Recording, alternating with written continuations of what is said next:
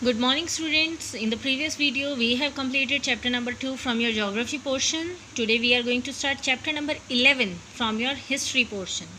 The first war of independence, 1857. I am going to tell you very important thing before starting this chapter, that your chapter number 9 and 10 has been deleted from your syllabus for this year. We have done chapter number 9 because we had already completed it. The notification came later on. That is not a problem because I have given many questions in your examination also from that chapter, so it was allowed. Now chapter number 9 and 10, they are deleted. We will continue with chapter number 11, the first war of independence, 1857. You can see the picture of Bahadur Shah Zafar too. The revolt of 1857 was the landmark in the history of India's struggle for freedom.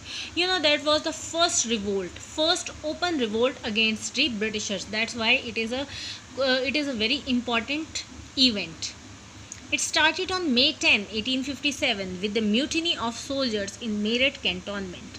So when it started on May 10, 1857 with the mutiny of soldiers in Meerut cantonment. So what is the meaning of mutiny of soldiers? Means openly they declared rebellion against the Britishers in Meerut cantonment area. The revolutionary soldiers marched towards Delhi. So they started their journey towards Delhi. On May 11, 1857, Delhi was a mute witness to a band of sepoys who crossed over the river Yamuna and entered the Red Fort. So Delhi saw this, like on May 11 they entered Delhi and entered Red Fort.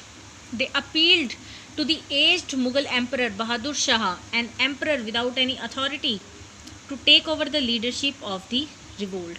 So why they went to Red Fort? Because in Red Fort Bahadur Shah Zafar II, that was a Mughal ruler that did not have any power. They went to him and they asked him to lead their revolt. He was proclaimed as Shahanshah Hindustan. So they gave him a name, Shahanshah Hindustan. The sepoys captured the city of Delhi, killed many Englishmen and ransacked many public offices. So what the sepoys did there? They captured the city of Delhi and they killed many Britishers over there, and various public offices that were constructed by Britishers, they destroyed them. Though the revolt was started by the Indian soldiers in the service of East India Company, it soon spread to different parts of the country.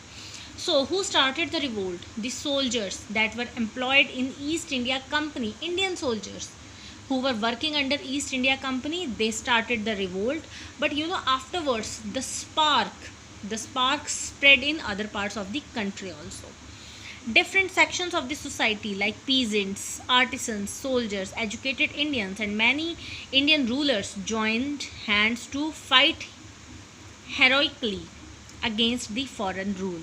So afterwards, not only the sepoys, different sections of our Indian society like farmers, artists and other people, they also joined hands to fight against the foreign rulers.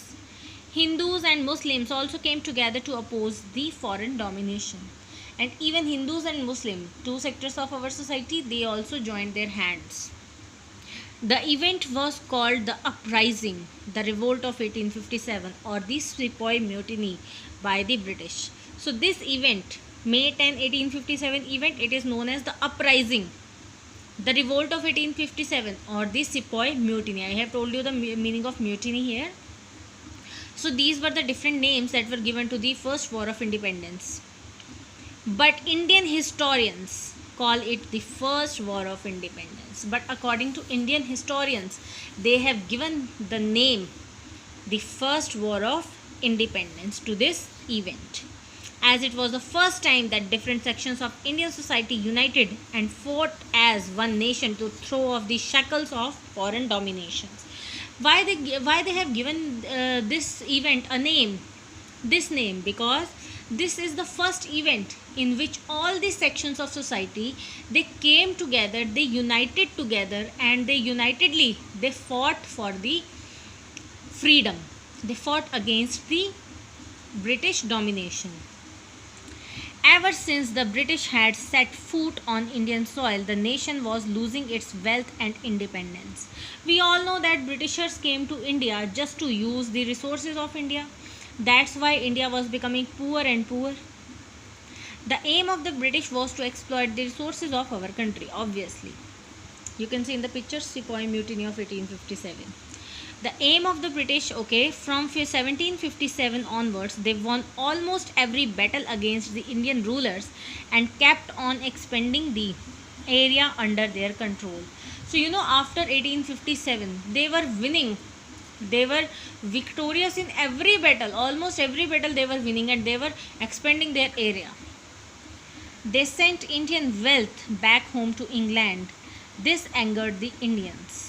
Finally, 100 years later, in 1857, a number of Indians revolted against the exploitation. So, 100 years भी बहुत ज़्यादा time होता है. So, after 100 years, a spark started against the Britishers. Now we know there was a revolt. तो कहीं भी कोई भी revolt जब होगा उसके कुछ causes भी होंगे, right? So, here also in this chapter we have various causes. जैसे कि कॉजेज़ ऑफ रिवोल्ट पॉलिटिकल भी हैं, इकोनॉमिक भी हैं, सोशल और रिलीजियस भी हैं, मिलिट्री कॉजेज़ भी हैं, इमीडिएट कॉजेज़ भी हैं. So you are suppose to, this is very important question for 5 marks, causes of the revolt. But how you are supposed to attempt it? If the question come, explain the causes of the revolt, you will give heading number 1, political causes, 1-2 points. Then heading number 2, economic causes, then points. Then social and religious causes, then points. Military causes, then immediate causes, then points. Likewise, you will attempt the question. But if the question comes, explain the political causes of the revolt, then only political causes you are supposed to write. If they are saying explain the immediate causes of the revolt, then also you are supposed to put up the points of immediate causes only. You are not supposed to mix these all points. They are clearly given in your chapter. Make it clear in your mind that you are supposed to distinguish among these points. Do not mix these points. Then, political causes. So, what are the political causes of the revolt? This revolt was the outcome of the widespread resentment that had been boiling against the Britishers for a long time. बहुत time से, for a long time, everything was against, people's thinking was against Britishers. So slowly they were thinking of a way that what we should do. The Indian sepoys were dissatisfied with the treatment meted out to be to them. So there was a discrimination among Indian soldiers, Indian sepoys and British sepoys. So they were also restless because of that. The Indian rulers Bahadur Shah Zafar, Tatya Tope of Gwalior, Rani Lakshmi Bai of Jhansi and Nana Sahib of Kanpur had personal scores to settle with the British. They led the revolt in their respective territories.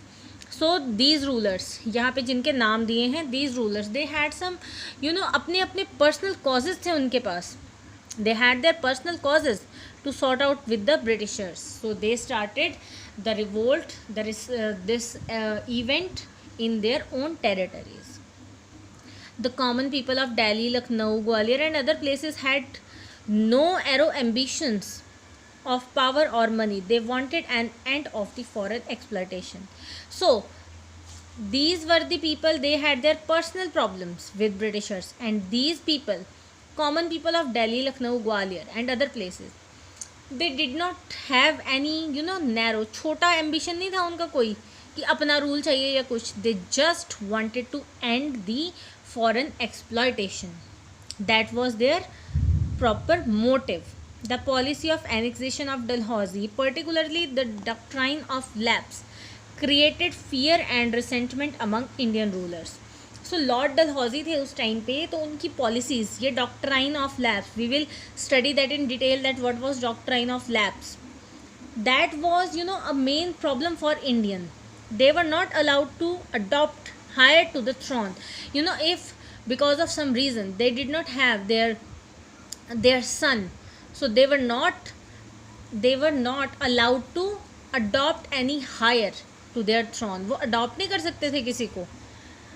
This policy ensured that those kingdoms where the kings did not have natural heirs would be taken over by the British after the demise of the king. So it was quite clear कि जिनके पास अपना natural higher नहीं है, after their death that their kingdom would be mixed with the Britishers. It is believed that if British would not,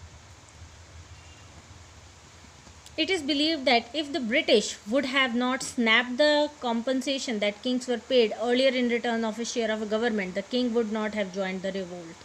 So Britishers क्या है, उनको compensation भी नहीं दे रहे थे. That's why they joined the revolt. So students, up to here only we will study today. We will continue in the next video. Revise the chapter thoroughly. Very important chapter. Very, many questions comes from this chapter. Thank you students. Have a nice day.